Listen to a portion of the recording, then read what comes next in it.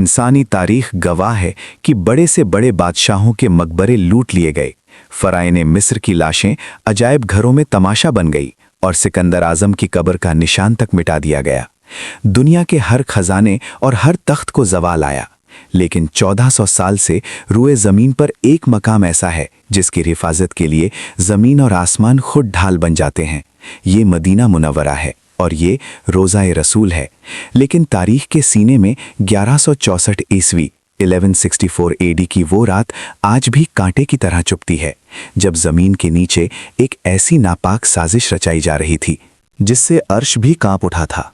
एक सुरंग जो किसी हीरे जवाहरात की तलाश में नहीं थी, बल्कि वो सुरंग कायनात के सबसे मुक़द्दस जिस्म वजूद व अतहर सल्लल्लाहु अलैहि वसल्लम तक पहुंचने के लिए खोदी जा रही थी। मदीना सो रहा था, लेकिन हज़ारों मील दूर शाम के शहर दिमश्क में एक बादशाह की नींद उड़ चुकी थी। ये सुल्तान नूरुद्दीन संगी थे, आलम इस्लाम के वो हुक्मरान जिनकी हैबत से सलीबी भी कांपते थे। लेकिन इस रात सुल्तान अपने बिस्तर पर पसीने में शराबोर होकर उठ बैठे। उन्होंने ख्वाब में देखा कि सरकारे दो जहां सल्लल्लाहु अलैहि वसल्लम खुद तशरीफ़ लाए हैं, मगर मंजर दिल दहला देने वाला था। रसूल अल्लाह सल्लल्लाहु अलैहि वसल्लम दो शख्सों की तरफ इशारा कर रहे हैं जिनके चेहरे सुर्ख और आंखें नीली थीं, और ज़बान रिसालत से ये अल्फाज निकल रहे थे, महमूद मुझे इन कुत्तों से बचाओ। सुल्तान जंगी चीख मार कर उठ बैठे। जिस्म कांप रहा था, आंखों से आंसू जारी थे। वो समझ नहीं पा रहे थे कि इस ख्वाब का क्या मतलब है। नबी सल्लल्लाहु अलैहि वसल्लम को किससे खतरा हो सकता है। सुल्तान ने वज़ू किया, नफल पढ़े और दोबारा लेट गए, मगर ख्वाब फिर आया। वही दो चेहरे, वही पुकार, मुझे बचाओ। 3 बार ऐसा हुआ। सुल्तान के लिए दिमश्क में एक लम्हा रुकना भी नामुमकिन हो गया। रात के आखिरी पहर उन्होंने अपने वज़ीर जमालुद्दीन मौसली को तलब किया। ये वज़ीर सिर्फ एक मुशीर नहीं, बल्कि एक साहिब बसीरत इंसान थे। सुल्तान ने रोते हुए अपना ख्वाब बयान किया। वज़ीर ने फ़ौरन कहा, ए सुल्तान, आप अभी तक यहाँ बैठे हैं? मदीना मुनव्वरा पर कोई बड़ी आफत आई है, आपको फ़ौरन वहाँ पहुँचना होगा। उसी वक्त हुक्म जारी हुआ। ये कोई सरकारी दौरा नहीं था, ये एक खुफिया मिशन था।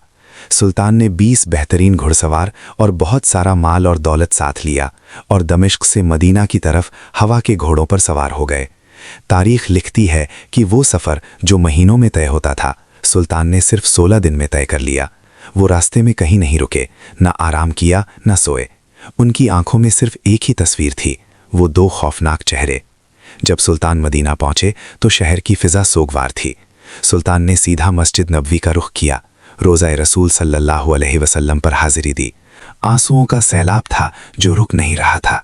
लोग हैरान थे कि शाम का बादशाह अचानक यहाँ कैसे। सुल्तान ने अपने वज़ीर से कहा, मैं किसी को बता नहीं सकता कि मैं क्यों आया हूँ, मुझे वो 2 चेहरे तलाश करने हैं। एक मंसूबा बनाया गया। ऐलान किया गया कि सुल्तान मदीना के तमाम शहरियों को अपने हाथ से तहाइफ और सदक़ात देना चाहते हैं। मकसद ये था कि मदीना का हर एक शख्स सुल्तान के सामने से गुजरे। अगले दिन मस्जिद नबवी में हुजूम लग गया।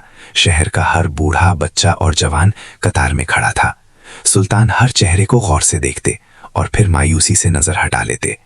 घंटे गुजरते गए, लोग आते गए, तहाइफ लेते गए, मगर वो 2 चेहरे कहीं नजर नहीं आए। या रसूल अल्लाह, शाम हो चुकी थी, खजाना खाली हो गया, मगर सुल्तान की तलाश अधूरी थी। वो परेशान थे कि कहीं ख्वाब महज वहम तो नहीं था, मगर दिल गवाही दे रहा था कि खतरा अभी टला नहीं है। सुल्तान ने मदीना के गवर्नर से पूछा, क्या कोई ऐसा शख्स बाकी है जो मुझसे मिलने ना आया हो? गवर्नर ने सोचा और जवाब दिया, नहीं सुल्तान, सब आ चुके हैं, सिवाय 2 मगरिबी यानी मोरक्कन ज़ायरीन के। वो बहुत नेक और मुत्तकी लोग हैं। वो किसी से कुछ नहीं लेते, बल्कि खुद खैरात करते हैं। ये सुनते ही सुल्तान नूरुद्दीन जंगी की आंखों में एक चमक आ गई।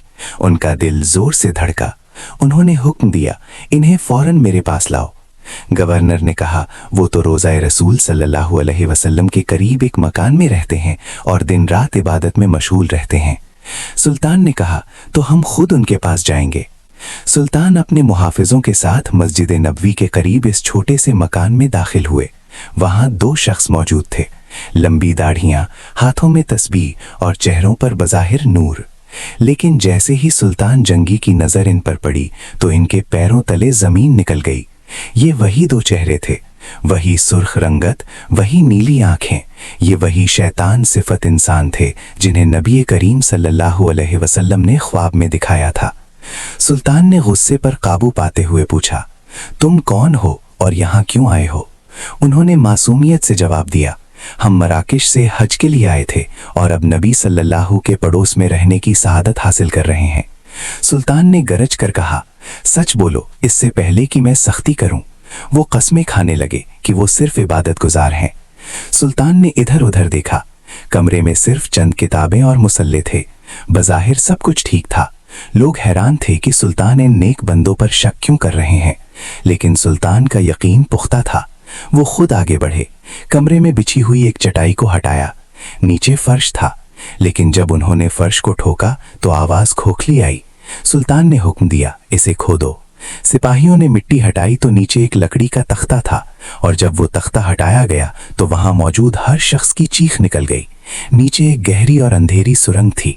ये सुरंग उस कमरे से शुरू होकर सीधी रोज़ा अथर की दीवारों की तरफ जा रही थी। सिर्फ चंद गज का फासला रह गया था। अगर सुल्तान जंगी के आने में एक दिन की भी ताखीर हो जाती तो ये जालिम अपने नापाक अज़ायम में कामयाब हो जाते। अब वो दोनों कांप रहे थे। सुल्तान की तलवार उनके सर पर थी। उन्होंने सब सच उगल दिया।